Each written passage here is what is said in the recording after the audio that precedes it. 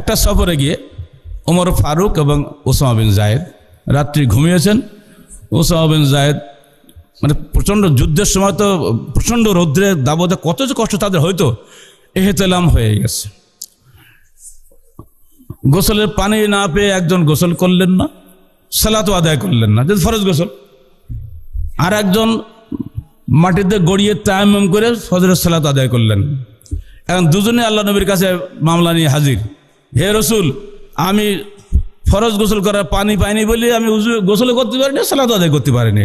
আর ও করলোটা কি? ও মাটিতে গড়াগড়ি দিয়ে সালাত আদায় করে চলে এসছে। এটা ঠিক হবে? আল্লাহ রসুল বললেন, তোমরা দুজনেই ঠিক করেছো। তুমি না জানার কারণে ভুল করেছো, আর এ ঠিক করেছে তায়াম্মুম করাটা পানির কাজ করে, অর্থাৎ ও ঠিক করেছে। খন্দকের যুদ্ধ থেকে বেরিয়ে আল্লাহ নবী চলে গেছেন মদিনায়। তখন যে কেবল গোসল করছে, জিবরিল এসে নাজিল, এ মোহাম্মদ, তুমি গোসল করছো? আমি এখন পর্যন্ত রেডি হই নাই, বসি নাই, অবসর নাই নাই, শিগগিরই দৌড়াও। ওই বনু কুরাইজার ইহুদিরা হামলা করার জন্য প্রস্তুতি নিচ্ছে।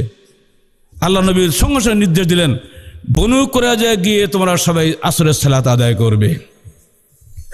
মানে এমন টাইমে নির্দেশ দিয়েছেন, তখন আসরের সালাত টাইম হয়ে যাওয়ার মতন হয়েছে। তখন কি করবে? একদল সাহাবী দেখলেন আল্লাহ নবী এর অর্থ করেছেন এই যে তোমরা দ্রুত পৌঁছে যাও, দেরি করো না। আরেক দল সাহাবী দেখলেন যখন আল্লাহ নবী ওখানে গিয়ে আমাকে আসর পড়তেই বলেছেন, তা আমি আসর ওখানে গিয়েই পড়বো, দেরিয়া হোক গা। কথা বুঝছেন? তাহলে একদল যেই সেখানে আসর পড়লেন, আর একদল আগেতে মদিনার থেকেই আসর পড়েই বের হলেন। ওখানে গিয়ে এবার দুই দল সাহাবী আল্লাহ নবীর কাছে নালিশ করলো, এ আল্লাহ নবী, এ আপনার কথা মানেনি, ও সালাত আদায় করে বেরোছে, আর আমি আপনার কথা অনুযায়ী সালাত না পড়ে বেরিয়ে এখানে সালাত আদায় করেছি, কোনটা ঠিক? আল্লাহ নবী বললেন, তোরা দুজনেই ঠিক। কি কথা বুঝতে পারছেন তো? তাহলে এমনি করে মসলা মাসালের ক্ষেত্রে আপোষ করার, সমন্বয় করার একটা নিয়ম হাদিসে আছে, সাহাবা কেরামের জীবনীতে এটা আছে। কিন্তু এইখানে গিয়ে আমাদের সমস্যা হচ্ছে এই, আমরা সাহাবা কেরামের এই তরিকাটা মানি নাই। আর এই জন্য আমাদের মধ্যে এত লাঠালাঠি ফাটাফাটি হয়, এত মজহাব তরিকা এই জন্যই খালি হয়। আপনি বুকে হাত বাঁধেন, রফল এদান করেন, আর উনি নিচে হাত বাঁধেন, রফল এদান করেন না। অত্যন্ত সহজে এই সমস্যার সমাধান করা যায়, যেটা ইমাম আজম আবু হানিফা রহমতুল্লাহ আলাইহি নিজে বলেছেন, ইজা সাহহাল হাদিস ফাহুয়া, বলেন মাজহাবি। আপনাদের শেখা লাগবে তো, দুইটা হাদিস না শিখলে হবে? বলেন আমার সাথে, ইজা সাহহাল হাদিস ফাহুয়া মাজহাবি। এই কথাটা কার কথা?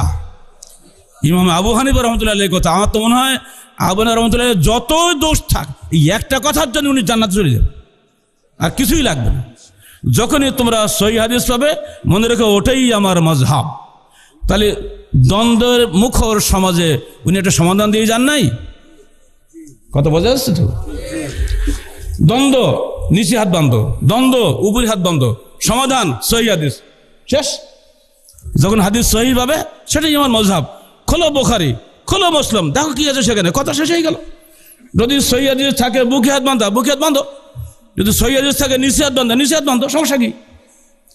ওপরে বাঁধলে কি নিচে বাঁধলে কি, তাতে আমার কোনো স্বাস্থ্য ভালো হবে নাকি? কি ভাই, ওপরে বাঁধলে স্বাস্থ্য ভালো হবে? তো কেন এ নিয়ে মারামারিটা কেন? অত্যন্ত সহজে মিটে যাবে যদি সহিহ হাদিসকে মানদণ্ড হিসাবে হানাফি আহলে হাদিস উভয় দল গ্রহণ করে। একদিনের জন্য ভাই এখন বিভেদ হবে না ইনশাআল্লাহ। দ্বন্দ্বমুখ সমাজে সমাধানের পথ হচ্ছে এটা।